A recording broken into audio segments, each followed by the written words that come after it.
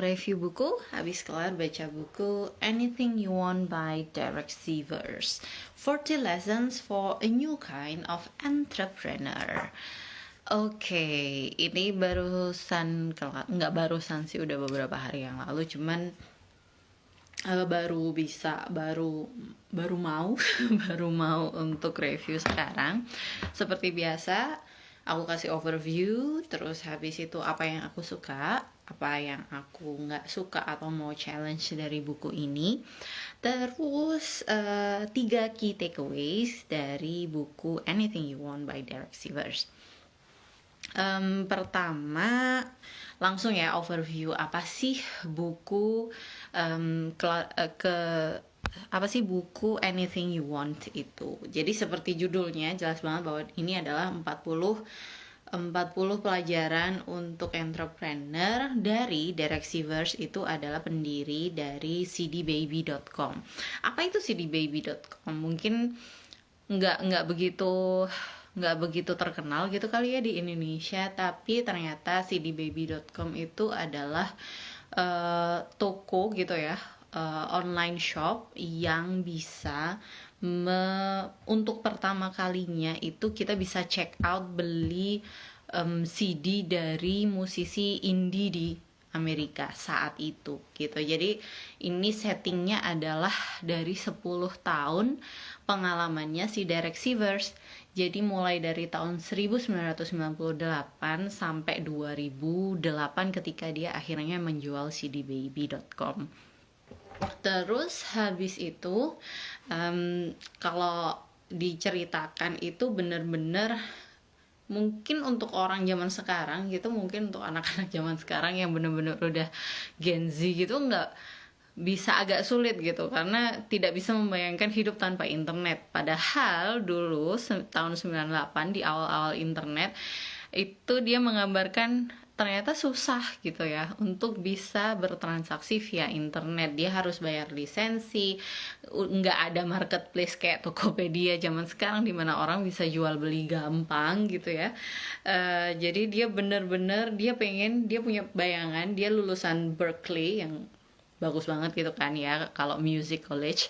Terus dia pengen ngejual albumnya. Awalnya dia bilang cari distributor, tapi ternyata distributor harus punya dari label, dari music label. Nah, dari music label itu susah juga tembusnya karena kan kalau harus yang major label gitu. Akhirnya dia mikir, oke, gimana sih caranya biar aku bisa jual online? Ternyata dia belajar coding, dia bikin websitenya sendiri. Terus dia belajar bagaimana caranya, ya udah pokoknya intinya adalah gimana caranya orang bisa beli CD-ku, bisa beli albumku gitu. Akhirnya dia belajar, berhasil. Terus setelah berhasil, temen-temennya yang musisi indie juga tertarik, kamu bisa ya jualan, boleh nitip nggak gitu. Oh boleh gitu. Terus gini deh gampangnya, kalau distributor kan tiap album dia dapat, distributor tuh dapat $4. Sama deh aku sama kayak distributor. Terus kamu untuk sekali aku untuk masukin albummu ini di katalog gitu ya, kayak di katalogku butuh 45 menit. Anggaplah itu $40 deh gitu. Jadi yaudah kayak gitu aja sistemnya. Sesederhana itu. Akhirnya dari words of mouth, orang musisi-musisi indie itu semakin banyak yang tahu, mau dong nitip sampai akhirnya tumbuhnya ternyata eksponensial, pesat sekali, dan ya sudah akhirnya bener-bener penjualan dia sampai jutaan dolar gitu. Itu tentang bagaimana Derek Sivers dan cdbaby.com. Tapi yang di sini 40 pelajaran itu lebih banyak malah menurutku nggak perlu atau nggak hanya bisa diaplikasikan di perihal entrepreneurship gitu atau bisnis gitu, tapi lebih ke etika gitu. Jadi kayak work ethic, terus prinsip-prinsip yang lain gitu. Jadi itu yang aku suka dari buku ini. Kemudian itu overview sekalian apa yang aku suka ya kayaknya dari buku ini. Yang aku nggak suka Nggak ada, karena ini bukunya tipis, kayak cuman 100 halaman gitu, 1-2 jam gak bakal selesai kalau kalian duduk. Jadi aku bilang mungkin ini buku yang cocok banget dibaca kalau kayak teman perjalanan gitu. Itu cocok banget dan sangat digestible, jadi gampang gitu ya, bite size, mudah di ini. Satu babnya tuh kayak cuman 3 sampai 5 halaman gitu lah, jadi gampang banget untuk dicerna gitu, enak, enteng. Oke, nggak ada yang mau dikritisi juga, kayak asik sih pelajarannya, memang karena dia dari pengalaman real, jadi beda kan kalau kita orang yang cuma teori sama yang emang dia bener-bener dari pengalaman. Jadi itu yang aku suka dari buku ini. Then 3 key takeaways, ada beberapa poin dimana yang aku suka banget. Di sini aku bacain kutipannya. When you make a business, you get to make a little universe where you control all the laws. This is your utopia. When you make it a dream come true for yourself, it will be a dream come true for someone else too. Ini tuh aku membuat kayak sadar gitu loh, kalau orang berkarya, orang bikin sesuatu, emang itu juga kenapa dia nulis anything you want gitu.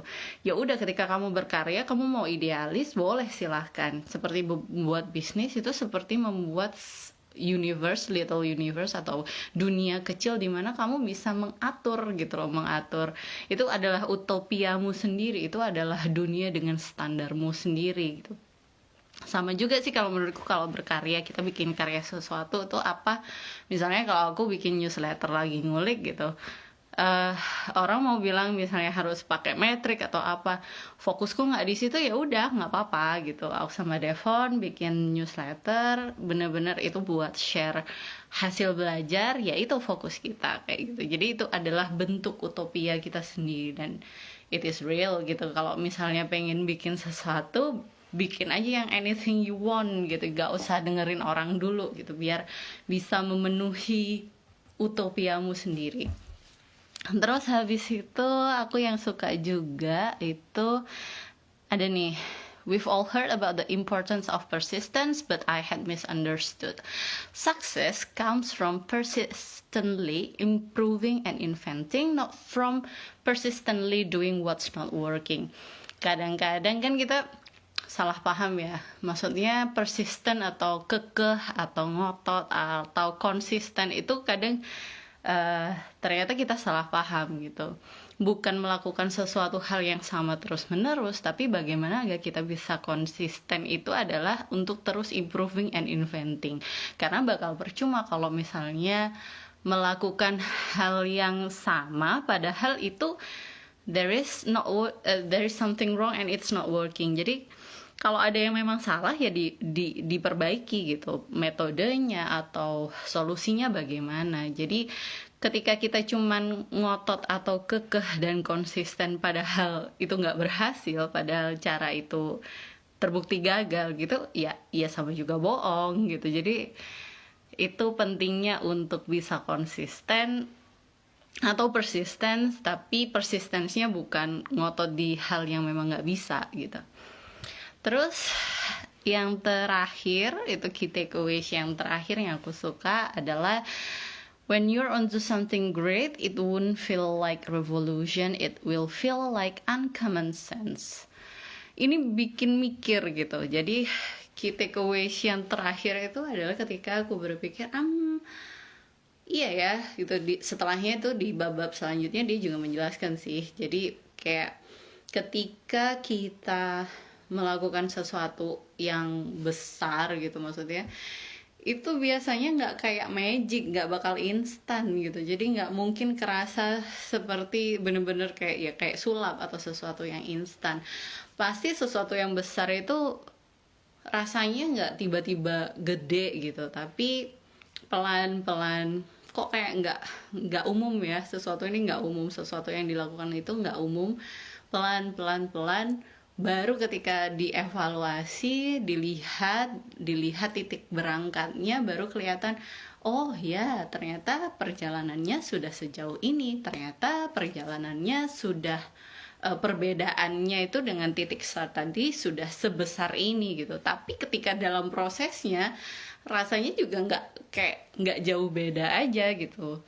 Itu menurutku aku baru setelah menurutku Derek Sivers tuh bagus ketika menggambarkan hal ini, bahwa ya harus sabar, ya perlu sabar. Sesuatu yang besar itu tidak dibangun dalam sehari, tidak akan magic, nggak bakal bisa langsung abrakadabra kayak gitu kira-kira. Itu key takeaways yang aku suka. Jadi kurang lagi 3 key takeaways. Pertama adalah ketika membuat bisnis, ketika membuat karya, ya udah bikin seidealis mungkin, nggak masalah, karena that's your little universe. Itu adalah dunia kecilmu di mana kamu bisa menentukan semua peraturan di dalamnya gitu ya. It's okay to be idealist gitu. Terus yang kedua adalah pentingnya untuk terus improve dan invent. Jadi jangan ngotot kekeh dengan hal yang sama kalau udah tahu hal tersebut emang nggak berhasil, nggak bakal bisa bekerja gitu. Yang terakhir adalah sabar kali ya, karena sesuatu yang besar itu nggak akan terasa seperti sesuatu yang instan, revolusi yang langsung gede, gitu, enggak. Tapi lebih ke hal yang kayak nggak umum dan dilakukan terus-menerus. Itu 3 key takeaways-nya. Next aku baca apa ya? The Sovereign Individual, itu tentang bagaimana transformasi era informasi gitu lah. Agak tebel jadi nggak tau lah nanti bisa berapa lama baca bukunya. So that's all. Terima kasih yang udah mampir. Wah kok lumayan, kok ada 4 orang. Thank you bisa dilihat ulang habis ini. Aku langsung upload di IGTV. So see you all, good night, take care, stay safe semua, bye bye.